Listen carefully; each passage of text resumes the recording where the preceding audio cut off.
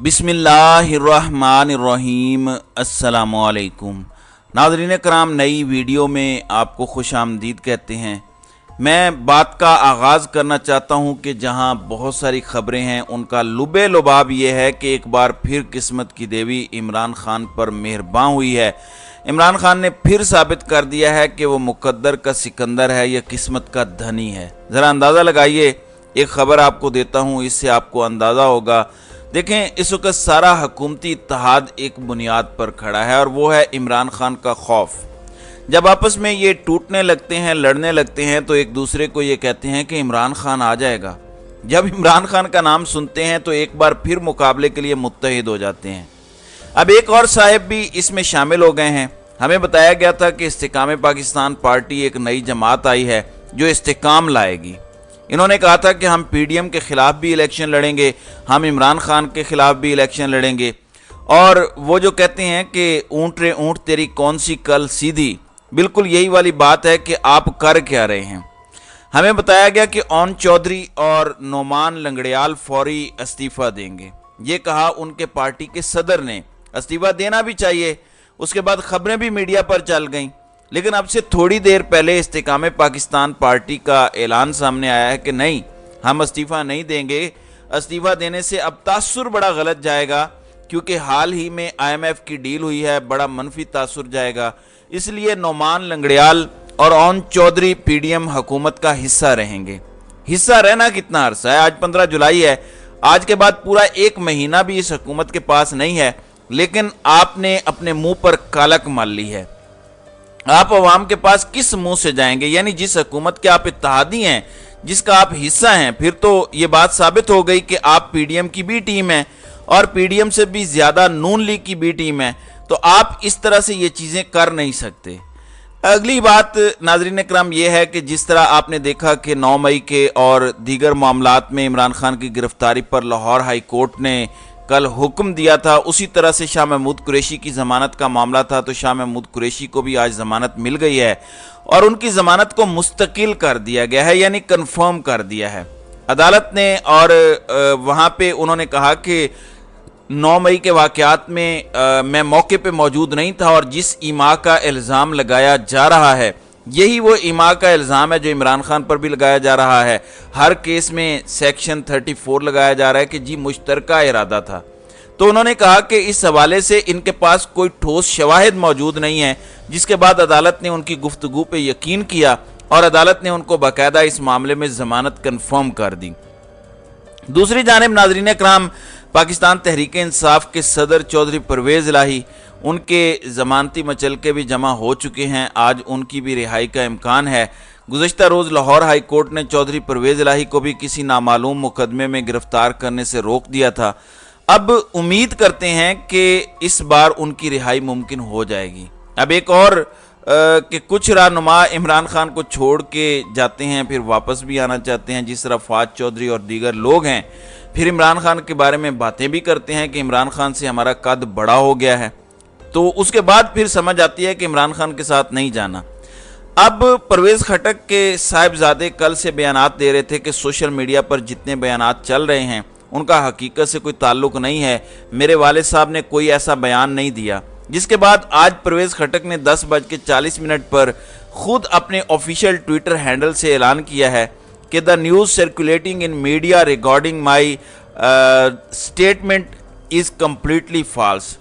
If there is something I need to say, I will communicate it myself. Please discard any misleading information. Thank you.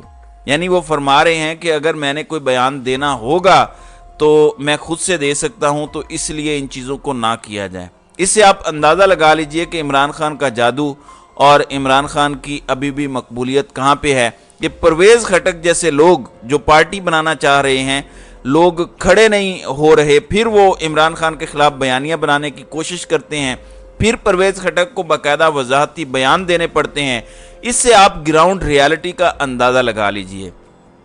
फिर एक और चीज़ है, असद कैसर जो परवेज़ खटक के साथ उस दिन बैठे थे प्रेस कॉन्फ्रेंस में, वो बोले तो नहीं थे और बाद में उन्होंने कहा था कि मेरा اس پریس کانفرنس سے کوئی تعلق نہیں ہے، میں پاکستان تحریک انصاف کا اسی طرح سے حصہ ہوں اور عمران خان کے ساتھ ہوں، تو اسد کیسر کے خلاف خیبر پختونخوا محکمہ تعلیم میں غیر قانونی بھرتیوں کا مقدمہ درج کر لیا گیا ہے اور اینٹی کرپشن کے ریڈار پر وہ آگے ہیں، اور بتایا گیا ہے ثوابی تھانے میں یہ مقدمہ ہے جس میں سابق صوبائی وزیر شہرام ترکئی، سابق وزیر اعلیٰ کے مشیر عبدالکریم خان اور ڈپٹی ای ڈی او کو بھی نامزد کیا گیا ہے۔ اب آپ اس سے اندازہ لگائیں کہ اب نیب پہلے آیا اور اب اینٹی کرپشن اور ایف آئی اے کو بھرپور استعمال کیا جا رہا ہے، تو یہ تمام ادارے اور ان کا جس طرح سے استعمال کرنا ان کی کریڈیبلٹی پر سوال کھڑا کرتا ہے اور لوگوں کی نظر میں ان پر اعتماد کم ہو چکا ہے، اور یہی ایک پورے کا پورا پلان ہمیں ان کا نظر بھی آتا ہے۔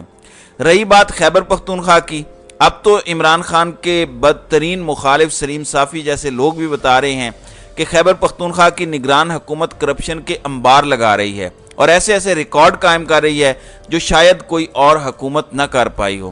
پھر آپ یہ بھی مانتے ہیں کہ ہمارے وزیر اتنے ہیں اور ان کے وزیر وہاں حکومت میں اتنے ہیں، تو اب خبر یہ آئی ہے کہ وہ رد و بدل کرنے جا رہے ہیں اور خیبر پختونخوا کی حکومت میں رد و بدل کی سمری گورنر خیبر پختونخوا کو بھیج دی گئی ہے، اور بتایا گیا ہے وزیر صحت عدنان جلیل کو جو ہے وہ ڈی نوٹیفائی کرنے اور مشیر کھیل مطیع اللہ کو وزیر بنا کر صحت کی وزارت دینے اور اشرف اللہ کو معاون خصوصی ٹیکنیکل ایجوکیشن بنانے کی سفارش کی گئی ہے، اور اے این پی نے ہی عدنان جلیل کو وزارت سے ہٹانے کا فیصلہ کیا جس پر دوبارہ سمری بھیجی گئی ہے۔